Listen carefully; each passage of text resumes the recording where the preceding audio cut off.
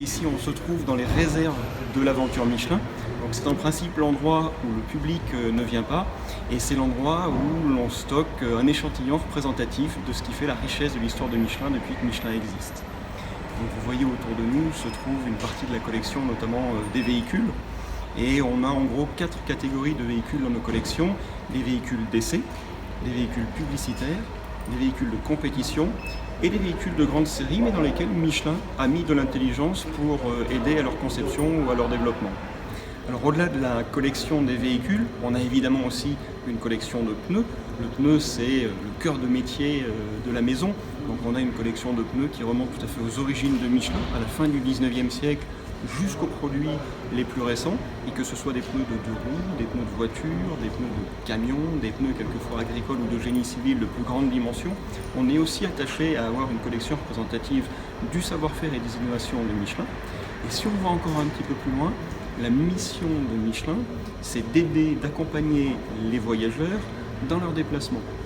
Et Michelin a été au début du XXe siècle un acteur très important dans le développement du tourisme, et notamment avec la création de ces fameux panneaux directionnels dont le matériau est très particulier, puisque l'idée de Michelin c'était de faire un système de signalisation durable, puisque c'était exposé à l'extérieur, donc aux intempéries, et il fallait que ça puisse être durable dans le temps. Et donc Michelin a fait le choix de faire des bornes et des panneaux en béton armé, avec des plaques de lave volcanique émaillées, c'est pas ce qui manque dans la région. Et donc on a aussi dans nos réserves un échantillon représentatif des différentes générations de panneaux que Michelin a pu faire. Entre les premiers exemplaires datent des années 20 et les derniers exemplaires datent des années 70. Alors les grandes dates qui ont marqué l'histoire de Michelin, c'est 1889, ça c'est je dirais l'acte officiel de naissance de l'entreprise. C'est à partir de 1889 que l'entreprise s'appelle Michelin. 1891, c'est le premier brevet de Michelin dans le domaine du pneumatique.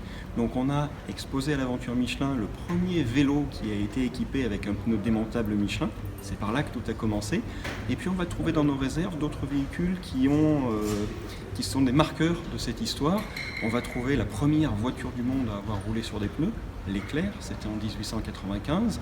On va trouver le pneu radial en 1946, c'est une révolution technologique qui a équipé tout un tas de véhicules, et la Lancia Aurelia est assez représentatif de cette innovation, puisque à l'époque Michelin n'était pas officiellement présent en compétition, et c'est un pilote qui a pris l'initiative d'équiper sa propre voiture, donc cette fameuse Lancia Aurelia, avec des pneus radio, parce que ses qualités étaient tellement extraordinaires qu'il était sûr de gagner avec, même s'il n'y avait pas d'engagement officiel de Michelin en compétition à cette époque.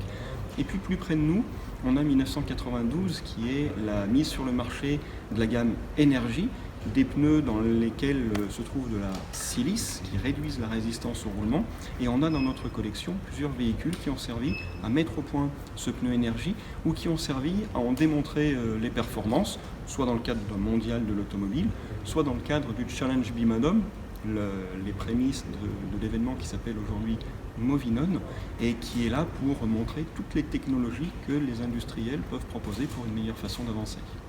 Michelin a toujours été sensible à cette histoire. Les frères Michelin ont été des pionniers, ils ont été des pionniers dans tout un tas de domaines. Les frères Michelin ont été des pionniers dans le domaine de la technologie du caoutchouc, du pneumatique, ont été des pionniers dans le domaine de l'automobile, ont été des pionniers dans le domaine de l'aviation, ont été des pionniers dans le domaine du tourisme. Donc très tôt, Michelin a eu conscience de l'intérêt, j'allais dire de la valeur de cette histoire. Et dès les années 20, d'ailleurs, les frères Michelin communiquaient sur leur histoire et sur leur action dès le début du XXe siècle. Donc Michelin a toujours eu cette sensibilité à l'histoire, ce qui fait qu'au fil du temps, Michelin s'est constitué une collection historique simplement en conservant des traces de son activité.